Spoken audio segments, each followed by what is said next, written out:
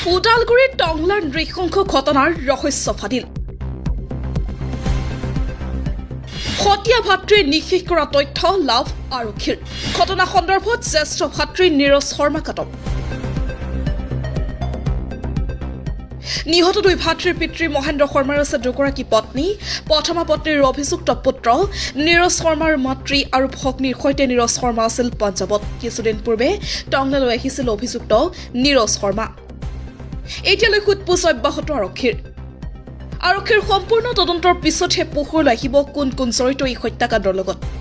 আমি পুনৰবাৰ জনাইছো ওদালগুৰি টংলাৰ নৃশংস হত্যাৰ ৰহস্য ফাদিল হত্যা ভাতৃয়ে হত্যা কৰা তথ্য লাভ আৰক্ষীৰ ভাতৃ হত্যাৰ সন্দেহত আটক জ্যেষ্ঠ ভাতৃ নীৰজ শৰ্মা নিহত দুই ভাতৃৰ পিতৃ মহেন্দ্ৰ শৰ্মাৰ আছে দুগৰাকী পত্নী প্ৰথমা পত্নীৰ অভিযুক্ত পুত্ৰ নীৰজ শৰ্মা মাতৃ আৰু ভগ্নীৰ সৈতে নীৰজ শৰ্মা আছিল পঞ্জাৱত কিছুদিন পূৰ্বে টংলালৈ আহিছিল অভিযুক্ত নীৰজ শৰ্মা এতিয়ালৈ সোধপোছ অব্যাহত আৰক্ষীৰ সম্পূৰ্ণ তদন্তৰ পিছতহে পোহৰলৈ আহিব কোন জড়িত এই হত্যাকাণ্ডৰ লগত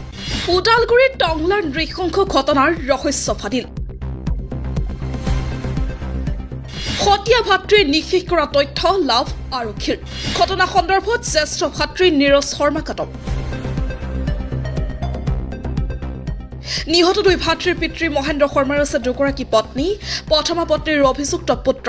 নীৰজ শৰ্মাৰ মাতৃ আৰু ভগ্নীৰ সৈতে নীৰজ শৰ্মা আছিল পঞ্জাৱত কিছুদিন পূৰ্বে টংলালৈ আহিছিল অভিযুক্ত নীৰজ শৰ্মা এতিয়ালৈ সোধপোছ অব্যাহত আৰক্ষীৰ সম্পূৰ্ণ তদন্তৰ পিছতহে পোহৰলৈ আহিব কোন জড়িত এই হত্যাকাণ্ডৰ লগত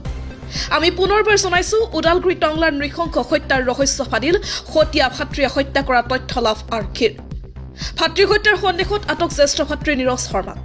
নিহত দুই ভাতৃৰ পিতৃ মহেন্দ্ৰ শৰ্মাৰ আছে দুগৰাকী পত্নী প্ৰথমা পত্নীৰ অভিযুক্ত পুত্ৰ নীৰজ শৰ্মা মাতৃ আৰু ভগ্নীৰ সৈতে নীৰজ শৰ্মা আছিল পঞ্জাৱত কিছুদিন পূৰ্বে টংলালৈ আহিছিল অভিযুক্ত নীৰজ শৰ্মা এতিয়ালৈ সোধপোছ অব্যাহত আৰক্ষীৰ সম্পূৰ্ণ তদন্তৰ পিছতহে পোহৰলৈ আহিব কোন জড়িত এই হত্যাকাণ্ডৰ লগত